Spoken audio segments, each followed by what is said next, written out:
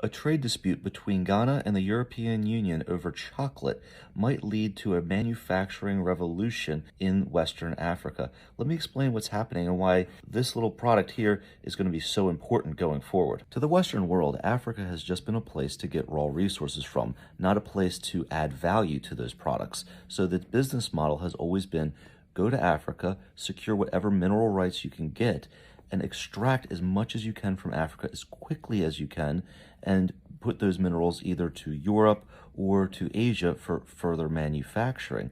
But they got a little bit greedy this time, and they may have pushed the Africans too far. So here's the backstory. Ghana, along with Cote d'Ivoire, produces over 2/3 of the world's supply of raw cocoa, and 80% of that raw cocoa is purchased by the European Union, where they manufacture it and turn it into chocolate, which is then sold throughout the world.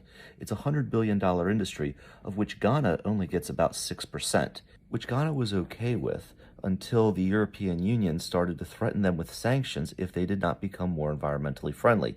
Ghana asked the European Union what they had to do to be more environmentally friendly, and one of the suggestions that was made was that Ghana could purchase carbon credits.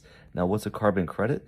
That's essentially paying someone to not pollute. So what the European Union said to Ghana was, if you pay us not to pollute, we will overlook you not being environmentally sustainable. As you can imagine, this ticked off their government quite a bit. So the president of Ghana wanted to get in front of this issue and not have leverage over him, and he made a bold proclamation that Ghana would not sell cocoa in the same way they had been selling it to their Western trading partners. Instead, over 50% of the cocoa would be processed right in Ghana.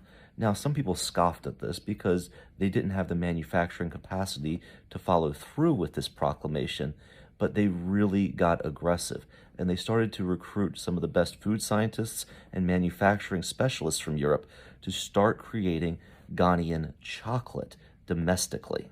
And in a power play straight out of a business negotiation handbook, Cote d'Ivoire and Ghana both boycotted the Brussels Cocoa Conference this year, showing that they were going to be very serious about declaring their independence from European chocolate manufacturers. If Ghana and Cote d'Ivoire are successful in standing up for themselves against the European Union in this trade conflict, I think this has broad implications to the manufacturing industry across all of West Africa.